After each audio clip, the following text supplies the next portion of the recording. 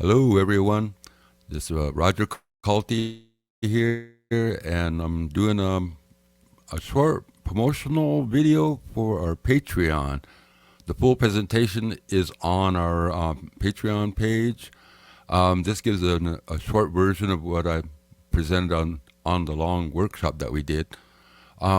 This one is kind of different from what I've been talking about earlier, because at the introduction of this show, you'll notice that there was bilateral symmetry that was used to decipher the members bowl at the beginning of this ancient indigenous knowledge series. And that's the bilateral symmetry I've been talking about up to this point. But this one is going to be a little bit different. This one is going to be talking about the real, well, the only way to describe it is it's dealing with realism in deciphered ancient art, which is something that has never been really, studied or any of that before. And then the second part is about ancient Maya mosaics as visual books, to give you an example of how deciphered bilateral symmetry was used in Maya mosaics or ancient Maya mosaics to create visual books. But before I begin anything here, what I do need to do is start with is that ancient indigenous art is a visual language made up of ancient symbols that produce pictures with no vowels or consonants. Basically, it's a visual language that's created by symbols and various uses of these ancient symbols to create a visual language that all you need is a pair of good eyes and be able to see good, and you're good to go. But let's get on with this thing here. What I'm going to start out with is going to start out with basically, we'll start here at the beginning with realism in deciphered ancient art. So this next part over here is going to be basically describing how realism is in ancient art to begin with. But to begin with, what you need to know about is this shell that's right here. It's a turquoise shell pendant. It's from the Huhukum of Arizona, and they were a power around 1206 all the way up to about the 1400s or so.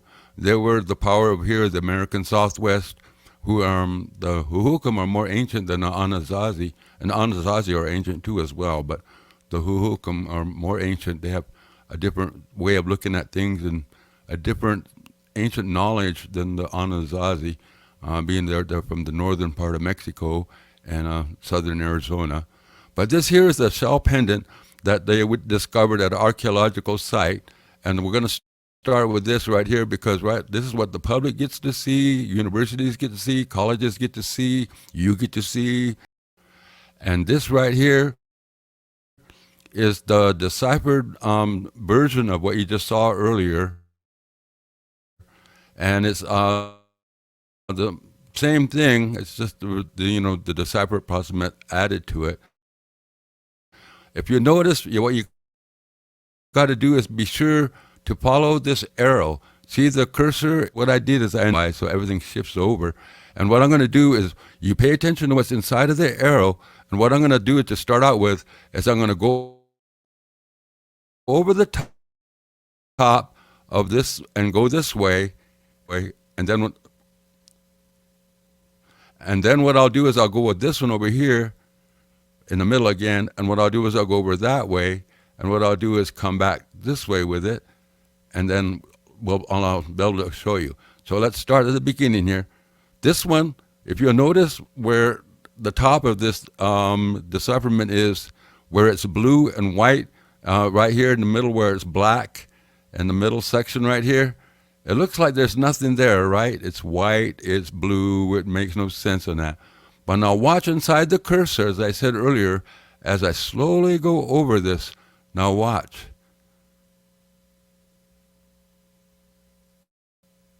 There's the snout of a serpent. You keep going. There's the snout. There's the end of the nose. There's the eye of the serpent. There's his eye. And here's the serpent as he's going this way with his scales going to the back. And there's various other images like faces and other things that are within this thing too as well. But what I want you to pay attention to is the realism that's within it. Now I'll go back real slowly. See, there's like rattles there. You go back real slowly again. Now watch. Now I'm going to go slowly again this way. See how much it changes? There to there. There to there. Now we're going to go to the other side and do the same thing.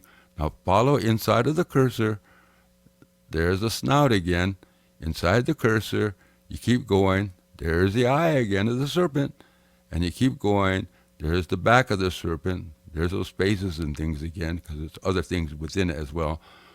But what I want you to pay close attention to is the realism within it, where it actually shows what seems to be a real serpent within this image here that you can't see without that being there. See, with it there, there's his eye. Without it, it's gone. With it there, there's his eye, there's a snout, there's an entire serpent right there. Over here, there's another entire serpent over on this other side. Now let's go to another piece that I'm going to show you that's similar to this. That's from the Southwest as well. This one is a membranous bowl. And the membranous bowl is nice all the way around. Don't get me wrong. It's real pretty as it is. But what I want you to pay attention to is the middle. And like I said, going over the very tops again to that side. And then this side to this side again. I'm going to go starting from the center. But what I'm going to do is I want you to pay attention to the very center where I'm going to put the cursor to over the very middle. It changes everything. Look, it looks like a realistic serpent head. From there to there. Even the eyes are glistening, like you can see fluid in the eyes. But anyway, there's the serpent head. Now I'm going to go slowly across there. Now watch, pay attention to the outer edges of the rim. Everything that's inside of the cursor is now becoming a realistic scales as if it was a real serpent. Look at the difference, see? Nothing there? There it is. Nothing there? There it is. There's all these scales, just like a real serpent going across here. And then when you go on to the other side, it does the same thing as well. You could create this on the other side. It can create the same illusion too of realistic scales that are going this way across that way. That one looks like rattles from what it looks like on this side of a rattlesnake. And then here on this side is in the inside is the actual head of the rattlesnake itself. There's the realism that's within Southwest ancient art that nobody's really paying attention to. All you need to do is look inside the cursor. What I'm going to do is I'm going to bring it down a little bit so then you can see the head better. See, there's the serpent, there's the scales, there's the serpent head, there's the scales, and this is from membranous. They were around 900 to 1000 AD, and they were producing art here in southern New Mexico, and this is from a membranous bowl. Now on to the next one. This one I'm not going to put any cursor over. This is from an etched shell from northern Arizona. And inside of the shell, you'll notice there's a man that seems to be coming out of a serpent's mouth. That's about right in the center right here. And there's hands over here, and the face is right there. And it's coming out of the mouth of a serpent. There's a rattlesnake that's in the back coming out, and it's coming out of the mouth of this rattlesnake. And it's, coming out and crawling out of the mouth of the snake. And up here are all kind of faces and images that are contained within it as well. But if you notice on the side, there's all kind of serpents that are all coiled and going this way, and there's more serpents all coiled and going that way. Well, it's interesting because within these coils, there's also seated figures that are sitting here in profile. And there's two of them, one over here and one over there, and they're looking inside, watching this guy come out of the mouth of the serpent, which is coming out of this etched shell that's from northern Arizona. So that's from the etched shell from northern Arizona. Now we're going to get into the part which is about ancient ancient Maya mosaics as visual books. There's a lot of mosaics that are down there that are made out of turquoise and various other mediums and all of that. And a lot of the scientists are looking at them, but they're not paying any attention to really what's contained really within them. I left this one here because I wanted to show you an example of the deciphering technique that I'm using. Pay attention to the red on the outside, because when I show you these next two images, I'm going to show you the red that's on the other images, and it's going to show you the undeciphered part of the imaging. And then on the other side, where the red is, it'll show you the deciphered image, so you can see the technique that I'm using. And that's the only reason I'm using these two, but this is the mosaic that these were taken from. Let's get started here. Okay. If you notice on the upper left-hand corner, you can see over here on this side, this right here is the undeciphered part of the image. Where the red is at, that's the deciphered side. Same over here, undeciphered is this side where the line is at. On the other side of the red is the deciphered image. When you take the image and you decipher it properly, look at the very top. There's like a turquoise serpent at the very top with his eyes, and he seems to be coiling down the side of the left into a head over here, coiling down the right to the side to a head over here. And on the inside is a figure like in this arrowhead right here. Seems to be a guy like Wotan or Wotan from, I guess, German, Odin type of figure with a beard and a mustache and the headgear and all of that. Seems to be like the Wotan type guy. But if you look below him, there's a man sitting on the snout of a serpent, and he's got wings, and he's sitting on the serpent.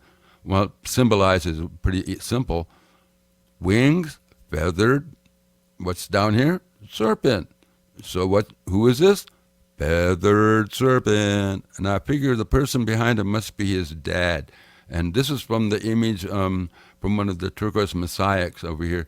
There's also serpents that are in color over here to the left and to the right. And behind in blue, there's a serpent eye over here, and there's a serpent over here that's behind all of this, which is underneath all of this over here. But the most amazing thing is the person that's in gold sitting on the snout of this serpent with wings, right in this middle area, right here. So this is the one of the images. So this is the second one. This one shows the undeciphered areas out here, the undeciphered areas over there, and on the inside is the deciphered work. The reason I brought this one as an example, besides the pretty artwork that's on both sides of the serpent in 3D, but this gold part in the bottom with this face that's right here, it wasn't there when I first was deciphering it, but the more I deciphered it, the more this area became gold and solidified into a 3D sculptural form until it formed into what I'm showing you right here, with the face over here, and then there's like rattlesnake skin in the back, and you can see the rattlesnake eyes over here, and then there's a lot of like various little faces that are popping out of the area. This one is a sculptural form over here. That's on the top, that's gold, let alone the angel at the very tip top. But this is, from basically from the a turquoise mosaic too, but I just couldn't understand why everything went gold in the center. That's the reason why I'm showing this, besides the undeciphered area. Now we're going to go into the other part. This is in black and white, but this was found buried at the base of a pyramid in Chichen Itza, and in a stone case. This is what it looks like in black and white, only one I could find. But this one is interesting because contained within it, are these images that I don't think scientists or archaeologists are paying any attention to. I should have pointed out first, it's this area right here. Nobody thinks too much of it, but what I noticed when I go over here and do that, and that same area right here, and you put the cursor thing over it, look what happens. Images start to form. There seems to be a face with a nose and a mouth, some kind of headgear with a serpent on his head. Not only that, you can see up here where faces and images form up here as well that are within here that you can't see with the normal eye. See, look, there's a face, it's gone. There's a face, it's gone. Over here, there's other faces that are showing up too that you can see that are in profile as well that are in this little area. You can see an eye over there, an eye over here, but inside of these little gridded areas, there's hidden images that you can't see with the normal eye until you use this process. See, there's a nose and eye in profile. Look, and there's a face over there. But these images, I mean, amazing that they're, what else could be contained within here? So you can see down there, there's a face right there with looks like a beard and a mustache. Show that.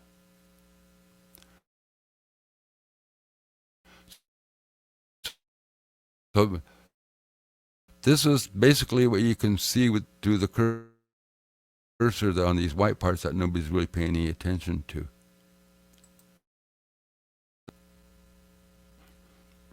This is another turquoise mosaic that I was deciphering from that has a lot of turquoise that's mainly from New Mexico. But basically, on this one over here, there seems to be a hooded guy with, I guess, what seems to be an orb or a black orb on his forehead. He's got some headgear on like that character. He seems to be like the character. If you notice, there's a figure with an orb on his head over here, and he's sitting there with wings on his back, and he seems to be at some kind of council meeting of some sort that's going on here. Why do I say council meeting? If you notice over here, there are human faces on this side. There's human faces on that side. They're sitting at a table, and he's sitting at the edge of the table with his wings and his headgear on. And on inside is the face and a meeting going on here. But this is kind of what this visual book is showing. This one over here shows the Lord of the Underworld. The Lord of the Underworld, how do I know it's him? Look on the inside, looks like a popcorn popper right here. Those are not popcorn. Those are human skulls that are all contained within this thing that looks like a gumball machine. But those are all human skulls that are contained within there. And then what else do I notice? The serpent looks old and withered. And if you look over here, there's a dead snake over here. There's a dead snake over there. There's an eye and a nose and a mouth. There's a face and profile in this little part here. There's a same face and profile over here with a mouth, nose, and the eyes over here with a dead snake on his head. And I figured this person right here that we're looking at is the Lord of the Underworld. It's not the devil. Everybody dies. Everybody's got to go through this process, and he's just the manager of that department. So this is the Lord of the Underworld, and wanted to show that. And this is all those skulls that are within that, like a gumball machine. This one right here is interesting because this one shows Quetzalcoatl's daughter. There's half of her face on this side. There's an eye, nose, and a mouth right here. An eye, eyes, nose, and a mouth on this side. And there seems to be a serpent on her head, and it's a woman. And how do I know it's a woman? Well, I'll take it because it's a little big right here, but let's bring her down, then you can see what I'm talking about. Okay, see, now you can see her face better. Eye, nose, and profile over here. Over here, you can see her in profile. She's got her hand over her mouth, like she's a bashful little girl, hiding her face. There's her nose and her eyelid. Same thing over here. There's her hand over her face. There's her nose and her eyelid over here. And I wanted to bring out these main images because when you go and look at these mosaics, it brings these ancient deities to life. They're no longer like in dusty museums no more. This is a living woman that looks like in her early 20s, if anything else, like 21, 22. And look at the hands, they're so realistic. And look at the coiled cloth on this side of this with the face that's on it in silver. But anyway, she's hiding her face on this side, and there's another face peeking out over here with a woman. And on this side, there's another woman peeking her face out on this side, and there's another woman's face with her nose and her eyelid right here with her forehead and her hand over her face on that side. So the woman's face here, A woman's face there, woman's face here, woman's face there, and a whole woman's face right there. This one right here is Quetzalcoatl going into the underworld. He's got a turquoise staff. He's got turquoise armbands. He's standing at the bottom of the underworld. How do I know he's at the end of the world? Because there's a skull above him right here. That's an outline right here above him. And on the sides are slats. And on the slats, what are they doing? There's these figures that are looking through the slats. They're all checking them out on here that are in white. You notice they're in human faces and all of that. I'll bring it down a little bit more and you can see the faces a little clearer. There you go. See, there's a face, there's a face, there's more faces over here, face over there. On this side over here is a woman in profile. You can see her hair, there's her cheeks, and she's wearing a winged helmet of some sort. On the other side is the same woman in profile with her hair, her cheeks, and her face and profile. Interesting. It's like an egg shape, but it's green. And it looks like an alien head, which is really weird. But there seems to be this same figure over on this side as well as on that side. They seem to be here monitoring what he's doing while he's down here. What is he doing while he's down here? According to the story, he's retrieving the bones of ancient man to create a new race of man. And to do that, he has to go from heaven up here, where the serpent is at, into our reality, and out of reality into the underworld, and into the underworld to retrieve the bones of man. And that's what I mean. These are visual books. And these people on the side seem to be assisting him in some form or another to help get this mission done. And these guys are onlookers that are watching. The reason I'm showing these people in the slats, because while I'm doing my work on this next slide, if you'll notice that in the black parts of this image, let me see, I should take it down because it's probably too big right now. I'll bring it up a little later when I have a little more, when I explain a little more. Look into the black slats on this thing. Look, there's a human nose with a face right here. On the other side, there's a human nose with a face over here. Up here, there's all kind of things that are like, I guess you would call it like ectoplasm, where they're forming into spirits, ghosts, whatever we might want to call them. They're forming into them, spirits, ghosts. But once they form, they become curious beings, and they look through these slats. While I'm doing my work, once in a while, a nose will pop out. Every once in a while, a face will show up that'll be looking at me with an eye and a nose looking at me upside down, sideways.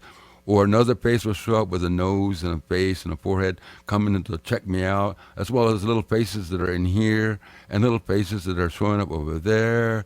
And then there's a face that's right down here with an eye and a cheek and a forehead over there. Now that you can see what I'm talking about, I'll bring it up just a little bit so you get a better idea. See, then you see what I'm talking about. Now watch. There's that face right here where the hand is, right there. And there's another face that's looking down. It looks like a black person over here that's looking down. There's an eye, there's a nose. There's a nose, there's the eye. There's a face in here, there's another face in there. There's the nose that I'm talking about up here, and there's another nose that's up here that's looking through that black slat, and let alone the ectoplasms that are forming at the very tip top, which I talked about earlier, that are forming into things, because I guess that's where they start up here till they come down to these other slats. But to start with, there are these ectoplasmic things that are inside, eyes and nose and figurines and all that. The reason I brought this up, because the reason this is interesting, because it brings up a possibility that this ancient art is more than just art and showing, history in books. Basically, what I'm beginning to understand is that this art is basically also been able to show you, I guess, portals into other worlds, I guess you would say. But the last one I'm going to show you is illustrating that point. It's kind of like portals into other dimensions, if I'm saying it right, which I kind of hope I am saying it right. But the one that I'm going to show you over here is, okay, now I want you to pay attention, because what I showed you about the spirit world and, and ghosts and all that opens up the possibility that ancient art is also portals that also go into, basically into other dimensions. And to show that, this is the last part of the show that I'll show you right here. The fourth dimension.